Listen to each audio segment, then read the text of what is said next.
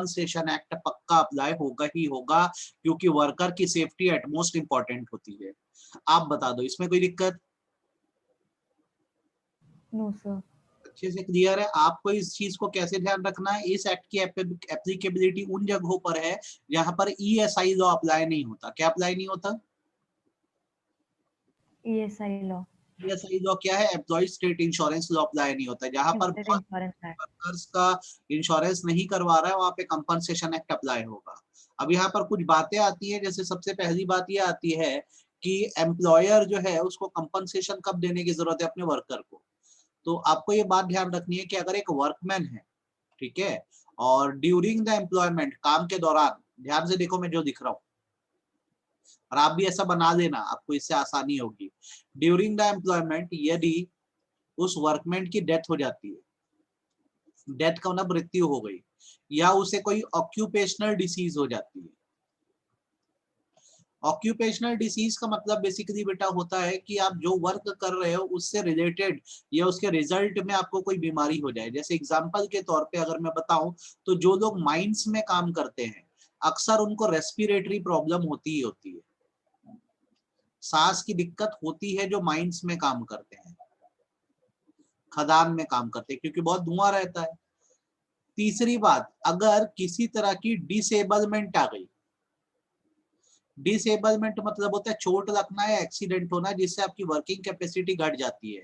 ये माना जाता है कि ये डिसेबलमेंट टोटल हो सकती है, टोटल मतलब कुछ करने लायक नहीं रह गए, या पार्शियल हो सकती है। पार्शियल होने का मतलब आपके शरीर का हिस्सा जो है वो काम करने लायक नहीं रह गया, ठीक है। तो आपको ये ध्यान रखना है कि इन सिचुएशंस में बेटा क्या होता है, कंपनसेशन देना पड़ेगा डेथ की सिचुएशन में। ऑक्यूपेशनल डिसीज होने पर मतलब जो ऑक्यूपेशन कैरी कर रहे हैं या जो वर्क कर रहे हैं उसके रिजल्ट में होने वाली बीमारी, ठीक है। तीसरा, डिसेबल होने पर, डिसेबल होने पर मतलब वर्क एफिशिएंसी का खत्म हो जाना है। यहाँ पे मैं लिख देता हूं ताकि आपके एकदम ध्यान में रहे, वर्क एफिशिएंसी खत्म हो जाना। आप भी चाहो तो इसको ऐसा ना अपनी कॉपी में क्या करना, लिख लेना, ठीक है। तो टोटली मतलब हो जाता है जैसे बंदे का यार कोमा में चला गया तो टोटल डिसेबलमेंट है, हाथ टूट गया पार्शियल डिसेबलमेंट है। बोलो कितना समझ में आया? यस सर, आ गया सर। अच्छे से है कि आधा अधूरा है? आ गया अच्छे सर, से आ अच्छे गया। से। अच्छे से। तो अब सवाल ये भी उठता है बेटा कंपनसेशन कितना देना है।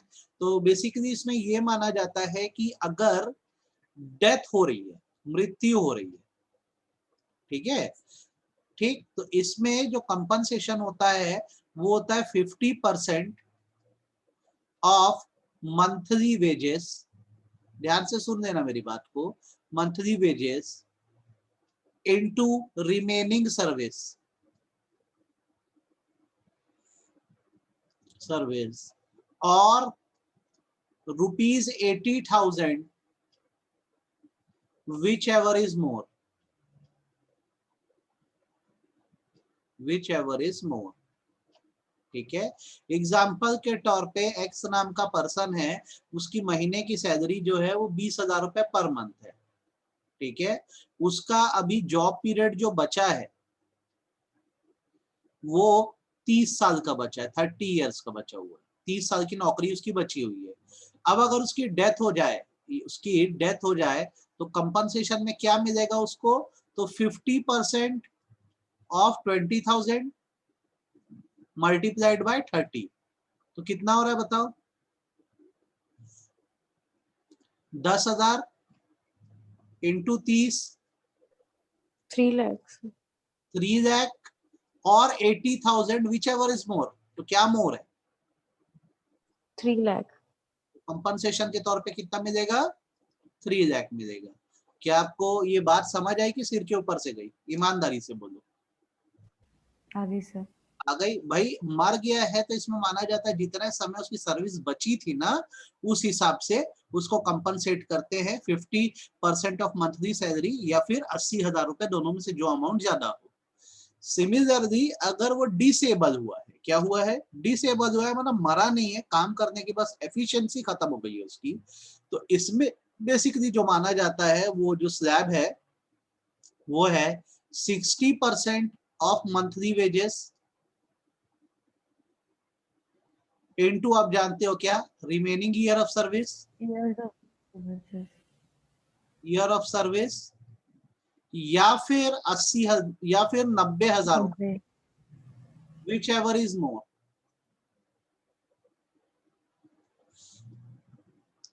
बोलो कितना क्लियर, सर क्लियर है अच्छे से कि आधा अधूरा। अच्छे से। तो एक कॉमन सेंस लगाओ और एक बात बताओ, किसको कंपनसेशन ज्यादा मिलेगा, उस पर्सन को जिसकी एज 30 साल है कि उस पर्सन को जिसकी एज 50 साल है। जिसकी एज जिसकी 30 एज years 30 है साल है। सर, क्योंकि उसकी क्योंकि years of उसकी service ज्यादा working बच period- रहेगी। हाँ, service year, remaining service year बचा है उसके अभी। इस पे आपको इस बात को ध्यान रखना है, higher the age lower the compensation. बोलो कोई दिक्कत, नहीं सर। उम्र ज्यादा होगी तो कंपनसेशन कम हो जाएगा, क्योंकि आपकी रिमेनिंग ईयर ऑफ सर्विस क्या हो गई है, कम हो गई है। अच्छे से क्लियर है। इस चीज के लिए इसमें एक शेड्यूल बनाया गया है, जो शेड्यूल 4 है, जिसमें स्लैब दिया गया है कि किस एज पर कितना कंपनसेशन दिया जा सकता है। आप बताइए कोई दिक्कत इसमें, नहीं सर। बात समझे। अब नीचे का जो टॉपिक है वो बहुत ही ज्यादा इंपॉर्टेंट टॉपिक है, तो इसको क्या है, हमको फोकस करके ध्यान रखना, और ये एग्जाम में तुमको पूछेगा। इस चैप्टर में से ये सबसे इंपॉर्टेंट है, आईएमपी। ये ना अंडरलाइन होना बच गया है, बोल्ड लेटर में आना चाहिए। ये टॉपिक है पूरा, कब आपको कंपनसेशन नहीं मिलता है, कब कंपनसेशन नहीं मिलता है। आप अपने बुक्स में, नोट्स में इसको वीआईएमपी लिख देंगे। क्या लिख देंगे, वेरी इंपॉर्टेंट लिख देंगे। शुरू कर सकते हैं कि हम लोग, कौन सी ऐसी सिचुएशन है जहां पर यह माना जाता है जो वर्कर या एम्प्लॉय है उसको कंपनसेशन नहीं दिया जाएगा। तो सबसे पहली बात, जहां पर उसकी इंजरी जो है वो 3 दिन तक की है, मतलब ज्यादा बड़ी चोट नहीं लगी, तो उसके लिए क्या कंपनसेट करे। अगर छोटा सा घाव है, खरोच है, जो 3 दिन में ठीक हो सकती है, ठीक है, तो फिर बेसिकली ये माना जाता है कि उसमें कंपनसेशन देने की जरूरत नहीं है।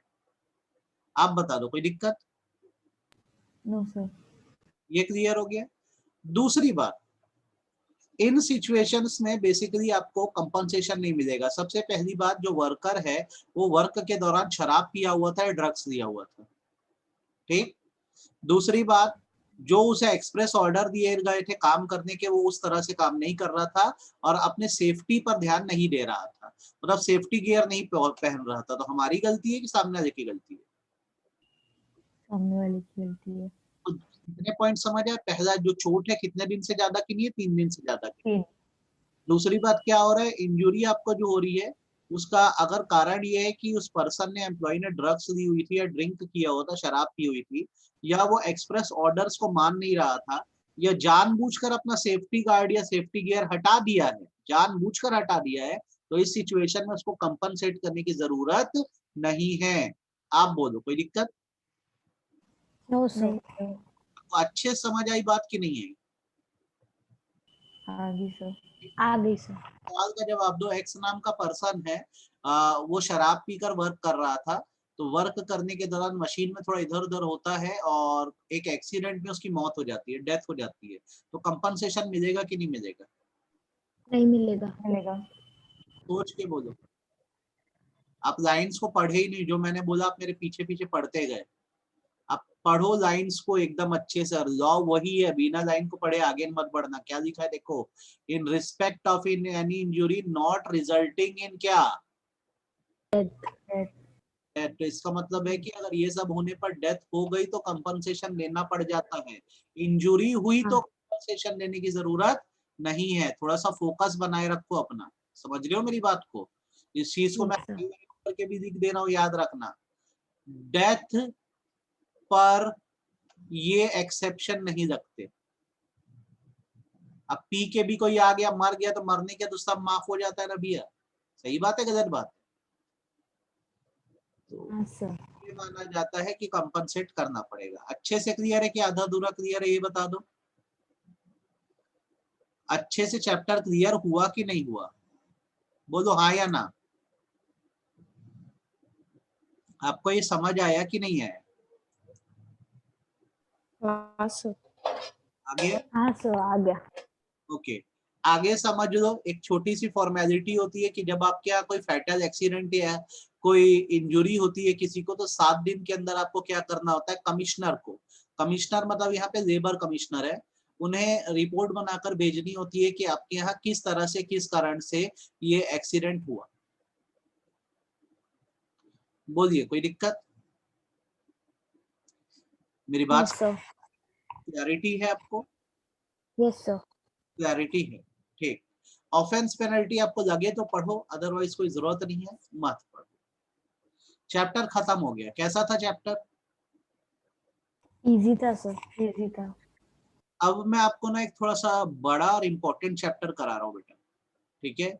शांत मन से सोच समझ के इस चैप्टर को करना, बिना हड़बड़ाए करना, और इसमें करीबन हमको 2 से 3 दिन लग सकता है, आज का दिन, कल का दिन, परसों का दिन, तो इसको थोड़ा सा फोकस करके करेंगे, ठीक है? और इसको करने के बाद आपका मेन लेबर लॉ खत्म हो जा रहा है, ये सबसे इसमें इंपॉर्टेंट चैप्टर में से एक है। चैप्टर का नाम पढ़ो, क्या लिखा है? Industrial disputes act of 1947। Dispute है। चलो इंडस्ट्रियल वर्ड को हटा देते हैं, खाली डिस्प्यूट की बात करते हैं। डिस्प्यूट का क्या मतलब होता है? डिस्प्यूट का क्या मतलब होता है? कोई भी दो फर्म में किसी के बीच में झगड़ा। लड़ाई होना। हाँ। इंडस्ट्रियल डिस्प्यूट एक्ट क्या है अगर मैं आपको बताऊं तो ये एक ब्रांच ऑफ लेबर लॉ है। क्योंकि ये इंपॉर्टेंट है मैं बोल रहा हूं तो इस पे थोड़ा सा फोकस करना आप मेरी हर बात पे। ये ब्रांच ऑफ लेबर लॉ है जो रेगुलेट करता है डिस्प्यूट्स को। अब सवाल है किसके डिस्प्यूट, तो ये रेगुलेट करता है एम्प्लॉयर और वर्कमैन। वर्कमैन मतलब होता है वर्कर्स के बीच होने वाले डिस्प्यूट को। ये रेगुलेट करता है एम्प्लॉयर और एम्प्लॉयर के होने वाले डिस्प्यूट्स को। एम्प्लॉयर और एम्प्लॉयर मतलब दो बॉसेस झगड़ दिए, ये रेगुलेट करता है वर्कमैन और वर्कमैन के बीच होने वाले डिस्प्यूट्स को। 3 तरह के झगड़े सुलझाता है, देख लो कैसे कैसे। Employer worker, employer employer, worker worker, इनके झगड़े सुलझाने का काम करता है। आप बता दो कोई दिक्कत इसमें? No, sir. क्लियर है? प्लस यही वो लॉ है जिसमें कुछ चीजों को लेकर प्रोविजन बनाए गए हैं। जैसे देश भर में कभी भी किसी चीज की स्ट्राइक होती है तो स्ट्राइक के जो रूल्स है वो इंडस्ट्रियल डिस्प्यूट एक्ट में बनाए गए हैं, ठीक। किसी भी तरह का अगर लॉकआउट होता है मतलब तालाबंदी होती है, फैक्ट्री बंद होती है, उसका रूल जो है इंडस्ट्रियल डिस्प्यूट लॉ में बना है। किसी भी तरह का रिट्रेंचमेंट होता है, रिट्रेंचमेंट मतलब छटनी होता है, भगा देना एम्प्लॉइज को, उसके रूल इंडस्ट्रियल डिस्प्यूट एक्ट में बनाए गए हैं। और अगर ले ऑफ होता है, ले ऑफ का मतलब होता है टेम्परेरी अपने वर्कर्स को काम पे ना बुलाना। आपको मैं हर बात रिपीट कर रहा हूँ, ध्यान से सुनो। Industrial dispute act labour law की ब्रांच है, पहली बात तो ये दिमाग में बिठाओ। इसको बनाने का मेन कारण ये है कि डिस्प्यूट्स को सुलझाया जा सके, वो डिस्प्यूट जो एम्प्लॉयर और एम्प्लॉय के बीच हो रहे हैं, एम्प्लॉयर एम्प्लॉयर के बीच हो रहे हैं, एम्प्लॉय और एम्प्लॉय के बीच। सर आपने एम्प्लॉय वर्ड यूज नहीं किया, तो मैंने उसका सिनोनिम वर्ड यूज किया, वर्कमैन वर्ड यूज किया, ठीक है। वर्कमैन मतलब जो काम करते हैं, ठीक। तो इनके झगड़ों को सुलझाने का काम करता है। प्लस इस लॉ में कुछ प्रोविजंस बनाए गए हैं, जैसे स्ट्राइक के रूल्स बनाए गए हैं कि कब वर्कर हड़ताल पे जा सकता है। अगर मैं एक वर्कर हूं तो मेरे पास सबसे बड़ा हथियार क्या है अपनी मांग मंगवाने का? हड़ताल पे जाना। दूसरा होता है लॉकआउट। लॉकआउट का मतलब होता है जो बिजनेसमैन है, जो बिजनेस ओनर है, वो काम नहीं करवाना चाह रहा, उसने अपनी फैक्ट्री में ताला जड़ दिया, उसको लॉकआउट बोलते हैं। हमेशा याद रखो, स्ट्राइक एक वेपन या हथियार है वर्कर के पास, और लॉकआउट एक हथियार है बॉस के पास। अगर ज्यादा चकलजस करते हैं एम्प्लॉइज या बार बार स्ट्राइक या हड़ताल पे जाते हैं तो बॉस की भी पावर है कि फैक्ट्री पे ताला लगा दे, इसको लॉकआउट करना बोलते हैं। रिट्रेंचमेंट करने का मतलब होता है छटनी करना। छटनी मतलब जितने रिक्वायर्ड लोग उतने को रखो, बाकी को नमस्ते कर दो, निकाल दो कंपनसेट करके। और ले ऑफ का मतलब होता है टेम्परेरी बेसिस पर कुछ समय के लिए काम पे ना बुलाना। जैसे मान लो लाइट चली गई मेरी फैक्ट्री में, तो दिन भर के लिए मैं अगर अपने वर्कर को नहीं बुला रहा हूँ तो ये ले ऑफ कहलाता है। अब आप बताओ, आपको जितना मैंने अभी शब्द बोले और जो बातें बोली वो समझ आई कि सिर के ऊपर से गई? मैंने जो बातें बोली आपको समझ आई कि आपके सिर के ऊपर से गई? आप ये बताओ। आगे से। आ गई सर। कैसे आ गई? आप ये ऑब्जेक्टिव को एक बार शांत मन से पढ़ के देखो और ये बताओ कोई ऑब्जेक्टिव समझ आ रहा है कि नहीं? पढ़ने से पढ़ के देखो और मुझे बताओ समझ आ रहा है कि नहीं।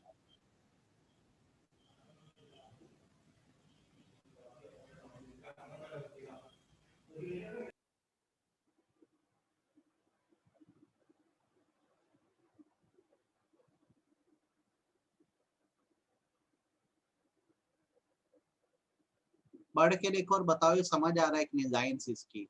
क्या ऑब्जेक्टिव है, ये क्वेश्चन आपको एग्जाम में 3 मार्क्स का आ जाएगा। बताओ कितना समझ आ रहा है।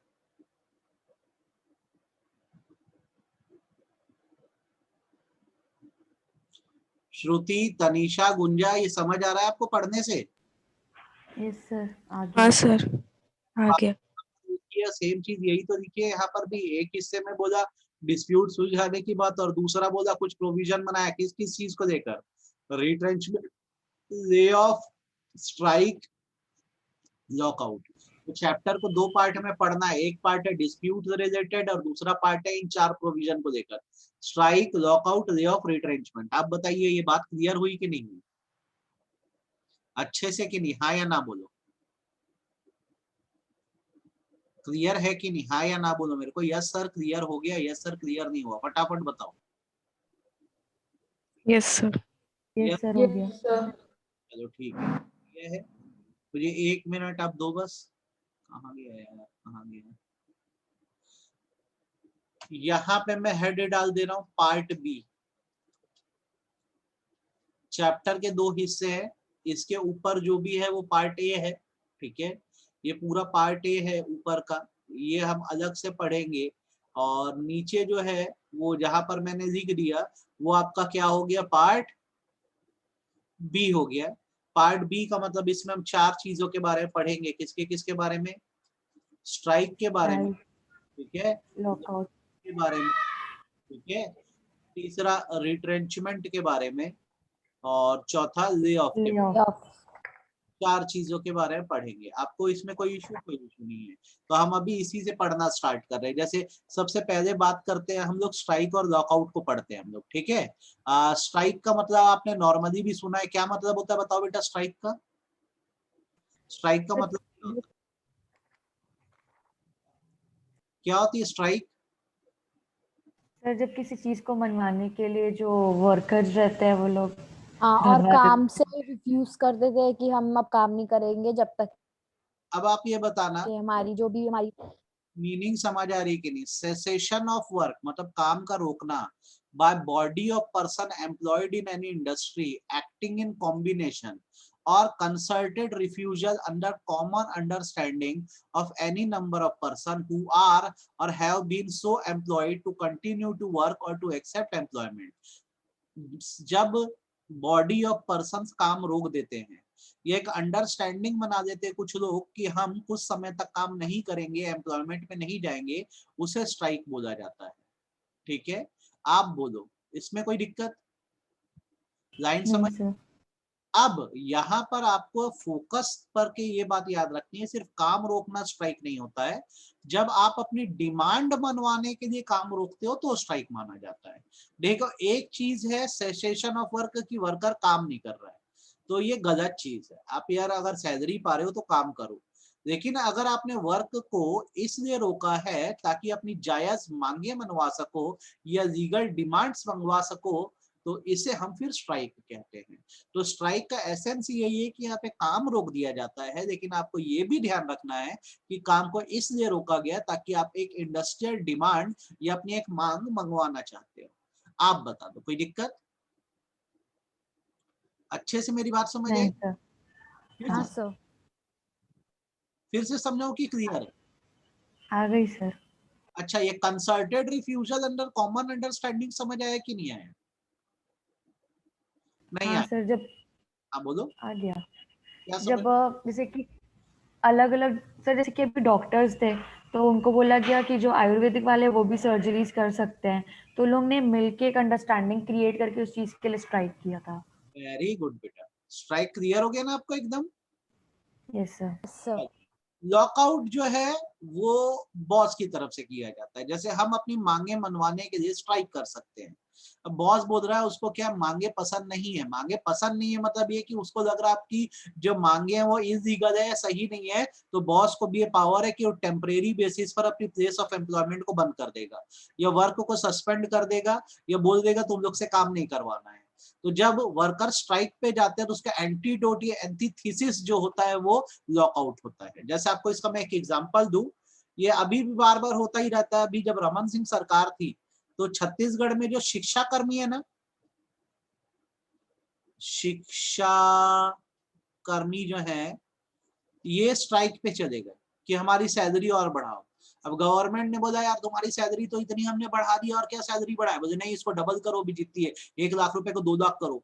तो छत्तीसगढ़ गवर्नमेंट ने क्या बोला, हम आपको 1 हफ्ते का टाइम देते हैं, काम पे आ जाओ, वरना आप लोग जितने लोग हो हम सबको फायर कर देंगे, निकाल देंगे। तो यहाँ पर इनकी स्ट्राइक को तोड़ने का एक तरीका था और इसे बोला गया लॉकआउट। बोलो कोई दिक्कत? नहीं सर। कितना समझ में आया? आगे सर। अच्छे से, कोई डाउट नहीं है इसमें?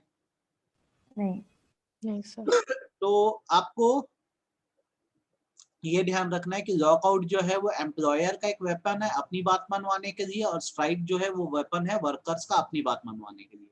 आप बता दीजिए ये लाइन समझ आई कि नहीं आई? आगे सर। देखो, वर्कर का सबसे बड़ा हथियार है स्ट्राइक और बॉस का सबसे बड़ा हथियार है लॉकआउट। ये बात ध्यान रखना, भूलना मत, ठीक? अब जैसे आपको ये मीनिंग समझ आ गई तो नीचे ना प्रोसीजर्स को थोड़ा ध्यान रखो कि स्ट्राइक पे जाने का प्रोसीजर क्या, जो स्ट्राइक का प्रोसीजर है वो लॉकआउट का भी वही है। तो आप एक पढ़ दिए तो आपको एग्जाम में है तो लॉकआउट का भी वही लिखना है, एक जगह पढ़ो दूसरा अपने आप कंप्लीट होता है, ठीक है? तो अगर आपको स्ट्राइक पे जाना है, ठीक, और अगर आप पब्लिक यूटिलिटी सर्विस में आते हो, पब्लिक यूटिलिटी सर्विस का मतलब होता है वो सर्विसेज जो वेलफेयर के लिए होती है और कहीं ना कहीं पब्लिक से कनेक्टेड होती है, जैसे ट्रांसपोर्ट्स, ठीक है? ट्रांसपोर्ट के अलावा इसमें मैं आपको बताऊं तो और क्या आता है, मेडिकल्स, जैसे डॉक्टर को हड़ताल पे जाना है, ठीक है? उसके बाद क्या आता है, टेलीकॉम, टेलीकम्युनिकेशन वाले, इनको हड़ताल पे जाना है। तो ये सब पब्लिक यूटिलिटी सर्विस है, इसकी मीनिंग ऊपर और डिटेल में बताऊंगा। तो अगर पब्लिक यूटिलिटी सर्विस में जाना है मैं आपको, और आपको हड़ताल में जाना है, तो कुछ शर्तों को आपको पूरा करना होता है, ठीक है? सबसे पहला, आपको 6 हफ्ते पहले नोटिस देना होता है, ठीक है? आप बिना 6 हफ्ते पहले का नोटिस दिए हड़ताल में नहीं जा सकते, पहली बात, ठीक? दूसरी बात, पहले बताओ फर्स्ट पॉइंट समझ आया कि नहीं आया? यस हाँ सर। सर। ठीक। दूसरी बात, नोटिस देने के 14 दिन के अंदर हड़ताल होनी चाहिए, मतलब नोटिस में जो डेट लिखी है उसके 14 दिन के अंदर आपको हड़ताल करनी है। बताओ इसमें कोई दिक्कत? नोटिस में आप डेट स्पेसिफाई करोगे इस डेट पे हड़ताल पे जा रहे हैं तो डेट विद इन 14 डेज होनी चाहिए। बताओ कोई दिक्कत इसमें? नहीं सर। तीसरी बात, डेट के पहले हड़ताल पे नहीं जा सकते, जो डेट बताए उसी पे हड़ताल पे जाना है। कोई दिक्कत? नहीं। और अगर आपका मैटर कंसीलिएशन में चल रहा है, कंसीलिएशन मतलब होता है डिस्प्यूट रिजोल्यूशन, आपका मैटर मान लो झगड़े सुलझाने में चल ही रहा है, मतलब एम्प्लॉयर और एम्प्लॉय की बातचीत चल रही है, तो इस बीच आपको हड़ताल में नहीं जा सकते आप। और मान लो डिस्प्यूट रिजॉल्व हो भी गया तो उसके अगले 7 दिन तक नहीं जा सकते। अब आपको मैं यहाँ पे इस वर्ड का मतलब बता दूं कंसीलिएशन, ताकि आपको ये ध्यान रहे। कंसीलिएशन एक इनफॉर्मल प्रोसेस होता है, एक तो होता है झगड़े को कोर्ट में सुलझाना और दूसरा होता है कंसीलिएशन। ये एक इनफॉर्मल प्रोसेस होता है जहां पर एक कंसीलेटर होता है, इसका काम होता है काउंसलिंग करना, ठीक है? बड़ी बड़ी कंपनियां कंसीलेटर्स रखती हैं, कई जगह तो कंसीलेटर बोर्ड भी होता है। ये क्या करती हैं, एम्प्लॉयर और एम्प्लॉइज के बीच बात करवाती हैं, उनके इश्यूज को इंटरप्रेट करती हैं कि दिक्कतें क्या थी, इनके बीच कम्युनिकेशन को इम्प्रूव करवाती है और झगड़ा सुलझाती है। तो अगर आपका मैटर कंसीलिएशन में चल रहा है तो आप स्ट्राइक पे नहीं जा सकते, और कंसीलिएशन जब खत्म भी हो जाता है तो उसके अगले 7 दिन तक स्ट्राइक पे नहीं जा सकते। आपको बोला जाता है अपने दूसरे ऑप्शंस देख लो, कोर्ट जाना है तो वहां चले जाओ, स्ट्राइक पे जाने की जरूरत नहीं है। तो वापस से पूरा प्रोसीजर मैं आपको समझा दे रहा हूँ, पता रहे आपको। सबसे पहले स्ट्राइक पे जाने से पहले 6 हफ्ते पहले नोटिस देना होगा, जो डेट लिखी है उसके 14 दिन के अंदर स्ट्राइक पे जाना है, डेट से पहले स्ट्राइक पे जा नहीं सकते। और आखिरी बात, अगर आपका मैटर डिस्प्यूट रिजोल्यूशन में, आपके मैटर का कंसीलिएशन चल रहा है या कंसीलिएशन खत्म भी हो गया है तो उसके अगले 7 दिन तक आप स्ट्राइक पे नहीं जा सकते। आप बताओ आपको ये प्रोसीजर समझ आया कि सिर के ऊपर से गया? ईमानदारी से बोलो। समझ आ आगे गया सर। सर। अच्छे से कि आधा अधूरा? अमन अच्छे कितना से। समझ आया? अच्छे से। तनिष्क समझ आया? गुंजा कितना समझ आया? श्रुति कितना समझ आया? पूरा सर। पूरा समझ आया। तो जैसा ये स्ट्राइक का प्रोसीजर है, आपको अलग से कोई खास मेहनत नहीं करनी है, वही प्रोसीजर किसका है? लॉकआउट का भी है, लॉकआउट। ठीक है, देखो वही 6 हफ्ते का नोटिस, 14 दिन के अंदर पहले टाइम से पहले लॉकआउट नहीं कर सकते और कंसिलिएशन चल रहा है और उसके 7 दिन तक नहीं कर सकते। आप बता दो कहीं कोई दिक्कत? नहीं सर। अच्छे से पॉइंट क्लियर हो गया, कोई डाउट नहीं इसमें? श्योर हो? हाँ सर। इतना करो, यहां तक करो, इसको बुक से अभी पढ़ ही लेना, अपने नोट से पढ़ लेना। कर पाओगे? Yes sir. ठीक है, हाँ सर। मैंने जितना पढ़ाया है वो मेरे को एकदम परफेक्ट चाहिए। मैं आपको बोल रहा हूँ इसमें 2-3 दिन हमको लगेगा, कल का दिन और परसों का दिन, लेकिन ये होते ही आपका ये बड़ा लेबर लॉ के हिस्से खत्म हो जाएंगे। ठीक है बेटा, यस सर। ये आप करो, आज काफी है आपके लिए।